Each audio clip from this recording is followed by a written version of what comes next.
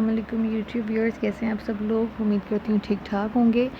आज का blog start किया मैंने मॉर्निंग में रूम की हालत बहुत ज़्यादा गैर हुई हुई है। इंतहाई मेस वाला जो है ना वो रूम हो इस वक्त। रताज अभी भी बहुत मेस क्रिएट कर रही है।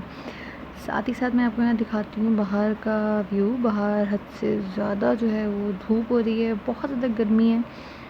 वो सामने दरख्त देखिए, उसमें से एक पत्ता भी ऐसे वैसे नहीं हिल रहा होगा, इतनी यहाँ पे गर्मी जो है इस वक्त चल रही है। तो आज यहाँ पे बहुत ही ज़्यादा जो है अपना गंदा सा मुँह बना के रो रही है क्योंकि उसके हाथ में शूज़ था जिसे मैंने उठा के दूर फेंक दिया ताकि ये ना ले उसे। तो लेकिन इसे वो चाहिए, इसीलिए यहाँ पे उसने रोना शुरू कर दिया। सो के उठी है अभी। यहाँ मैंने घर अच्छे से क्लीन कर लिया है। रिताज के लिए कपड़े निकाल लिए जो मैं उसको शावर देने के बाद पहनाऊँगी, और उसके अलावा साफ़ सुथरा सा रूम करके मैं बहुत रिलैक्स हो चुकी हूँ कि बहुत बड़ा काम जो पूरे दिन का हो गया। ये कपड़े वॉश किए थे एक दिन पहले, ड्राई हो चुके हैं, इन्हें तय करके रखना है, जिन्हें मैं तय करूँगी रिताज के सोने के बाद, मीन्स जब वो अपना नैप ले रही होगी उस वक्त। ये अपने टॉयज़ को विज़िट करने आई हैं यहाँ पर, ताकि और रिताज को शावर दिलाने के बाद उसे नाश्ता करवा लेने के बाद मैं खाने की तैयारी करने लगी हूँ। खाने में बन रही है अरहर की दाल, और इस दाल के लिए मैंने खूब सारा पानी डालकर इसे चढ़ा दिया, जिसमें अदरक लहसुन का पेस्ट डाला है, सॉल्ट टू टेस्ट डाल रही हूँ, टर्मरिक पाउडर डालूँगी, रेड चिली पाउडर डाल रही हूँ 1.5 टीस्पून के नियरेस्ट, और फिर हाफ़ कप के करीब उसके अंदर मैंने ऑयल ऐड किया है। मिक्स करके इसे मैं छोड़ दूँगी, थोड़ा हाई सा फ्लेम है ताकि इसमें एक अच्छा सा बॉयल आ जाए, और जब बहुत अच्छा सा बॉयल आ जाएगा तो बॉयल आने के बाद मैं इसे स्लो फ्लेम पे मीडियम फ्लेम पर गलने के लिए छोड़ दूँगी। प्रेशर कुकर में नहीं पका रही हूँ तो नॉर्मली ये अच्छा खासा टाइम ले लेगी गलने में। जब तक कुक होगी तब तक और काम हो जाएंगे। और यहाँ देखें ज़रा कितने डिटेलिंग के साथ मैं यहाँ पे वेट कर रही हूँ कि इसके अंदर एक फ़ाइन सा बहुत अच्छा सा बॉयल आ रहा है। मज़े से ना नीचे से दाल के छोटे छोटे से जो पीसेज हैं वो टूट के ऊपर आ रहे हैं। बस बॉयल आने वाला ऐसी कंडीशन है। ये दाल नॉर्मल दालों से टेस्ट में बहुत डिफरेंट होती है, इसलिए अगर तो किसी को पसंद है, जैसे मुझे और मेरे हस्बैंड को बहुत पसंद है, तब तो उनके टेस्ट बड्स पे हर हालत में इफेक्ट होती है। लेकिन जिन्हें नहीं पसंद है और फर्स्ट टाइम ट्राई करने वाले हैं तो उनको थोड़ा बहुत जो इसका टेस्ट डिफरेंट लगेगा। हालांकि सेम सब कुछ नॉर्मल दालों जैसा ही है, इसके अंदर इवन तड़का भी नॉर्मल जैसा लगने वाला है फिर भी। और ये बॉयल आ चुका है, अब इसे मीडियम हीट पे छोड़ देंगे। दाल को मैंने पकने के लिए छोड़ दिया है, अच्छा खासा टाइम लेगी वो कुक होने में, तो फिर मैं उसे मीडियम फ्लेम पे छोड़ के आ चुकी हूँ।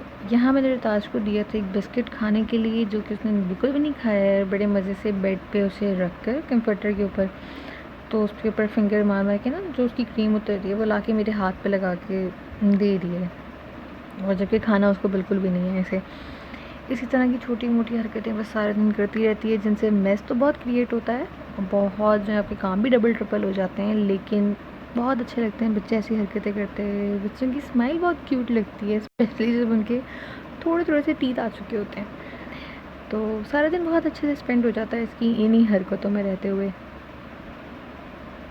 Stand up stand up stand up, ये स्टैंड अप गुगी हो रही है।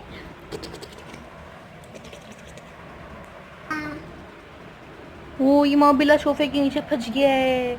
खौफ कर दो, खौफ करो। ये देखें, ये मोबिला तो फंस गया, अब भाग कैसे होगी। मामा तो नहीं निकालेंगी। ये देखें जरा, ये देखें जरा, खौफ बन के फंस गई है। ओह ओह आज स्टैंड अप। खूब मस्ती कर लेने के बाद ये ज़रा थक हार के अपना नैप ले रही हैं, और ये मेरे लिए golden time of the day होता है कि मैं अपने सारे पेंडिंग काम इस वक्त कंप्लीट कर लेती हूँ। मेन जो टारगेट है वो ये कपड़े हैं, इन्हें मैं यहाँ पर तय कर लूँगी फटाफट से, ताकि इसकी हल्की फुल्की भी जो मूवमेंट होती है ना, अभी ये देखें, इससे भी डर लगता है कहीं उठ ना जाए फ़ौरन। Now see the magic, and finally I have done my task. कपड़े तय करके यहाँ सजा के मैंने रख दिए, क्योंकि अगर मैंने अभी इन्हें कबर्ड में रखा तो रिताज उठ जाएगी उसकी आवाज़ से, इसलिए उसके उठने तक ये कपड़े यहीं पर ही आराम से जो है रखे रहेंगे। Now back to the dal. दाल डन हो चुकी है, मैंने इसे घोटने की मदद से घोट भी लिया है। बाकी हाफ़ मक्खन और हाफ़ ऑयल के साथ मैं तड़का लगाने लगी हूँ, जिसमें मैं ज़ीरा, साबुत लाल मिर्चें और लहसुन यूज़ करूँगी। मक्खन के मेल्ट होती सारी चीज़ें इसके अंदर डाल देंगे और उनके अच्छे से कुक होने का वेट करेंगे। जलाना नहीं है, लाइट सा कलर आने तक के लिए सारी चीज़ों का इन्हें कुक करूँगी, और कुक कर लेने के बाद फटाफट से मज़ेदार सा जो तड़का रेडी करके मैं दाल में लगा दूँगी। तो दाल के तो जो अपना टेस्ट है वो मज़ीद इन्हांस हो जाएगा इन बाकी सारी चीज़ों के फ्लेवर के साथ मिलके। It's very yummy.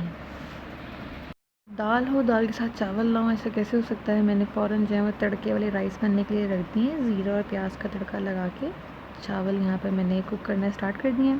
और ये है इवनिंग का क्लिप जिसमें मैं रिताश को खाना खिला रही हूँ। Chicken patty as a dinner अपना यहाँ पे खाने वाली है। और खाना खिलाने के लिए ना इसके टॉय को मतलब करना पड़ता है कि मैं इसे खाना खिला रही हूँ, ये मेरा बेबी है, आप नहीं हैं। तो फिर वो फटाफट खाना शुरू कर देती है। और जी अब टाइम हो रहा है हस्बैंड के लिए खाना सर्व करने का। तो मैं उनके लिए प्रॉपर जो एक प्लेट है वो यहाँ पे रेडी कर दूँगी। फिर वो इसे एंजॉय करेंगे अचार के साथ, क्योंकि इसमें मैं इमली नहीं डाल पाई थी, इमली थी नहीं घर पे अवेलेबल। तो अचार के साथ इसका थोड़ा खट्टा मीठा सा जो टेस्ट आएगा वो बहुत मज़े का लगता है। फिर ये बहुत ज़्यादा इसका टेस्ट इन्हांस होता है उसकी वजह साथ।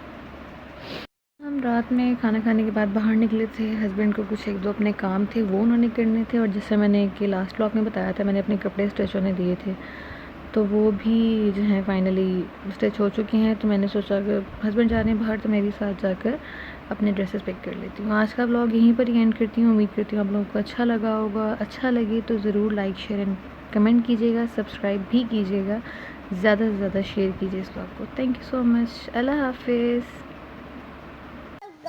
Go go. Pucho pucho.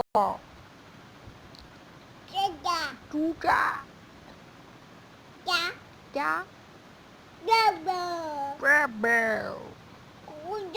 Okay fisha. Dop toy. Dada. Boy boy boy. Bye bye. Die. Bye bye. Bye bye.